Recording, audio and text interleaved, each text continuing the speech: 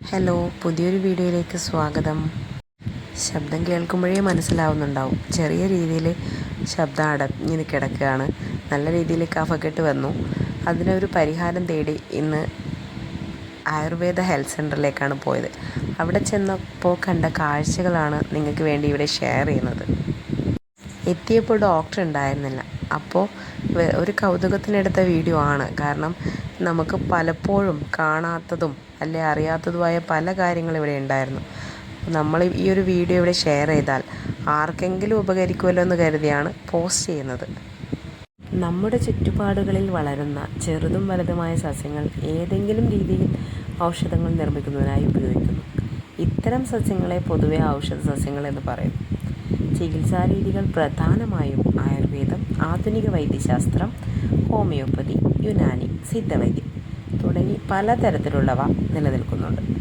മനുഷ്യൻ മാത്രമല്ല, പട്ടി, പൂച്ച തുടങ്ങിയ പല ജന്തുക്കളിലും ഔഷധ സസ്യങ്ങൾ ഉപയോഗത്തിനുള്ള പ്രവണത കാണിക്കുന്നുണ്ട്.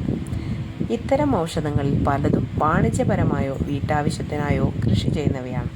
തോട്ടങ്ങളിൽ ഇടവിളകളായോ തണൽമരമായോ താങ്ങുമരമായോ ഔഷധ സസ്യങ്ങൾ കൃഷി ചെയ്യുന്നു. മാനവരാശിയുടെ നിലനിൽപ്പിന് അടിസ്ഥാന ഘടകങ്ങളായി വർത്തിക്കുന്ന ആഹാര സുരക്ഷയും ആരോഗ്യ സുരക്ഷയും സാമ്പത്തിക സുരക്ഷയും ജൈവ വൈവിധ്യത്തിൽ അധിഷ്ഠിതമാണ്. ഇതിൽ സസ്യവൈവിധ്യത്തിലെ മുഖ്യ ഘടകങ്ങളാണ് ആഹാര സസ്യങ്ങൾ, ഔഷധ സസ്യങ്ങൾ, സുഗന്ധ സസ്യങ്ങൾ, തടിയേതര വനവിഭവങ്ങൾ. ലോകത്തെമ്പാടുമായി 60,000-ൽ പരം ഔഷധ സസ്യങ്ങൾ ഉപയോഗത്തിലുണ്ട്. ഭാരതത്തിൽ 70 മുതൽ 80% വരെ ഗ്രാമവാസികളും ആരോഗ്യ സംരക്ഷണത്തിന് പ്രധാനമായും ആശ്രയിക്കുന്നത് ഔഷധ സസ്യങ്ങളെയാണ്.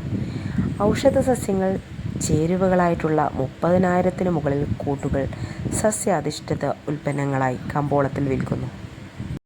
ഇതിൽ ഔഷധക്കൂട്ടുകളും ഉൾപ്പെടും. വന്യമായിട്ടുള്ള ഔഷധ സസ്യങ്ങളുടെ ക്രമാതീതമായ ശേഖരണത്താൽ ഒട്ടേറെ ഔഷധ സസ്യങ്ങൾ ഇന്ന് നാശോന്മുഖമായിക്കൊണ്ടിരിക്കുന്നു. ഇതിൽ ഉൾപ്പെട്ട ചില ഔഷധ സസ്യങ്ങളാണ് വയമ്പ്, കുളമാവ്, വിഴാൽ, കച്ചോലം, നീലാമരി, താതിരി, മേന്തോന്നി, ഓരിലത്താമര, പാൽമുതക്ക്, മൂവില, ചിറ്റാടലോടകം, മരമഞ്ഞൾ, അടപതിയൻ, കരിംകുറിഞ്ഞി, ആരോഗ്യപ്പച്ച, അത്തി, വലിയ അരയൻ, രക്തചന്ദനം, അശോകം, കൂവളം, അമൃതപാല, ആറ്റുവഞ്ചി, മഹാളിക്കിഴങ്ങ്, ഇത്തി, വയ്യാഴാന്ത, ചെറുവഴുതന, ചിറ്റേലം, സർപ്പഗന്ധി തുടങ്ങിയവ. എന്നാൽ നമ്മുടെ ചുറ്റുപാടിലും മിക്കയിടത്തും കാണുന്ന ചില ഔഷധ സസ്യങ്ങളാണ് ആടലോടകം, പനിക്കൂർക്ക, കയ്യോന്നി, കീഴാർനെല്ലി, ഉഴിഞ്ഞ, ചെറുള, തുമ്പ തുടങ്ങിയവ. ഇതിൽ ആടലോടകത്തിൻ്റെ ഇല, പൂവ്, വേര് എന്നിവ ഔഷധ ഗുണമുള്ള ഭാഗങ്ങളാണ്. ചുമ, തുമ്മൽ, കഫക്കെട്ട് എന്നിവയ്ക്കും ശ്വാസം മുട്ടൽ, ആസ്മ എന്നിവയ്ക്കും രക്തം തുപ്പൽ, ശ്വാസം മുട്ടൽ, പനി, ഛർദി, കഫപിത്ത രോഗങ്ങൾ, വായുക്ഷോഭം, വയറുവേദന എന്നിവയെ ശമിപ്പിക്കാനും ആടലോടകം പ്രധാനമായും ഉപയോഗിക്കുന്നു.